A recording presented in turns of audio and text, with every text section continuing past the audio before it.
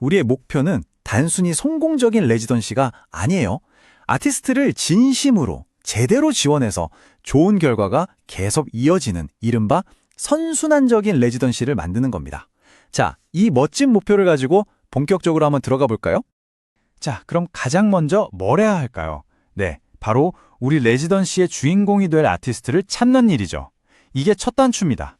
아티스트를 모시는 방법은 크게 두 가지가 있어요. 지원자 공모는 아티스트의 기존 포트폴리오를 보고 우리와 결이 맞는지 보는 거고요. 프로젝트 공모는 우리 레지던시를 위한 새로운 프로젝트 제안을 처음부터 받아보는 거죠. 근데 여기서 아주 중요한 윤리적 문제가 생겨요. 프로젝트 공모는요, 결국 수많은 탈락자들에게 엄청난 시간과 노력을 들여 제안서를 쓰게 만드는 일종의 무급 노동을 요구하는 셈이 될 수 있다는 겁니다. 좋습니다. 우리와 함께할 아티스트를 찾았어요. 그럼 이제 그들을 맞이할 준비를 해야겠죠? 이제부터는 아주 현실적인 문제, 물류와 재정에 대해 짚어보겠습니다. 아티스트가 오기 전에 몇 가지는 꼭 미리 정해둬야 해요.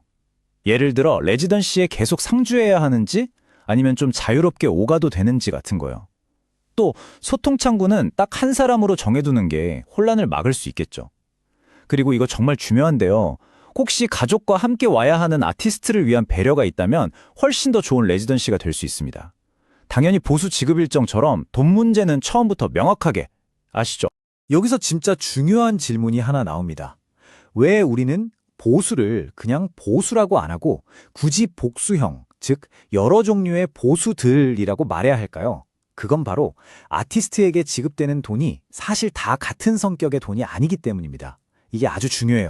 이 차트를 한번 보시죠. 아티스트에게 가는 돈은 이렇게 여러 가지로 나눌 수 있어요.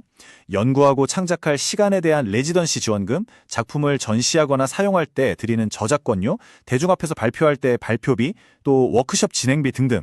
이걸 왜 구분해야 하냐면요. 아티스트가 나중에 세금 신고나 사회보장 관련 처리를 할 때 이 구분이 결정적인 역할을 하기 때문이에요. 프로젝트에 들어가는 재료비 같은 비용은 어떻게 처리할까요? 방법은 세 가지. 기관이 직접 결제하거나 아티스트가 먼저 돈을 쓰고 영수증을 받아 상환해주거나 아니면 대부를 하고 해서 아티스트가 기관을 대신에 지불하는 방식이 있습니다. 이왕이면 아티스트의 세금 부담을 덜어줄 수 있는 직접 지불이나 대부로 방식을 쓰는 게 훨씬 좋겠죠. 자, 이제 정말 중요한 이야기로 넘어갑니다. 바로 우리 기관과 아티스트, 양쪽 모두를 보호해주는 가장 강력한 무기, 바로 계약서 이야기입니다. 성공적인 레지던시를 원한다면 이것만은 기억하세요. 상세하고 공정하고 반드시 서면으로 된 계약서가 핵심입니다.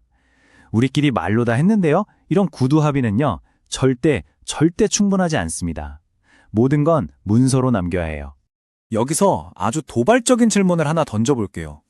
여러분, 아직 세상에 나오지도 않은 예술작품의 권리를 미리 사들일 수 있을까요?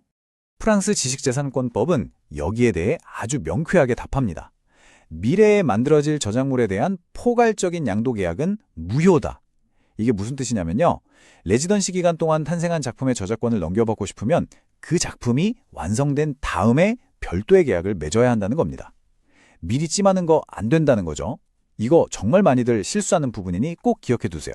그리고 이게 결정타입니다. 저작권을 넘겨받을 땐 심지어 그게 공짜라고 해도 법적인 효력을 가지려면 어떻게 해야 한다고요? 네, 반드시 서면으로 계약해야 합니다. 말로만 한 약속은 법적으로 아무런 힘이 없어요. 자, 이제 거의 다 왔습니다. 마지막 관문이에요. 많은 분들이 가장 골치 아파하는 부분이죠.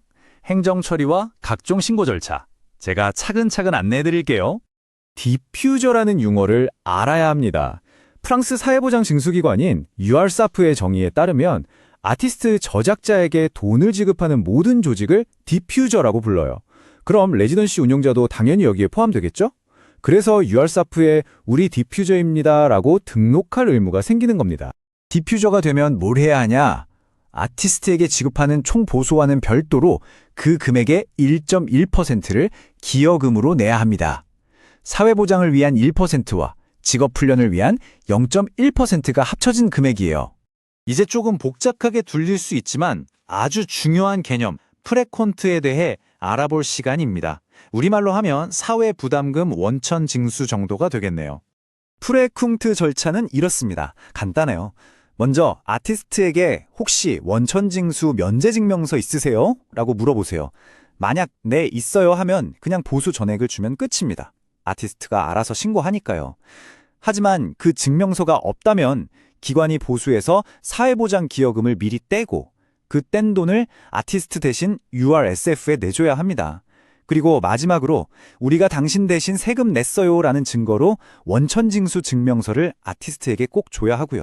자, 그럼 오늘 이야기한 선순환적인 레지던시를 위한 핵심만 딱 정리해볼까요? 첫째, 윤리적으로 아티스트를 선정할 것. 둘째, 모든 보수는 종류별로 명확하게 나눌 것.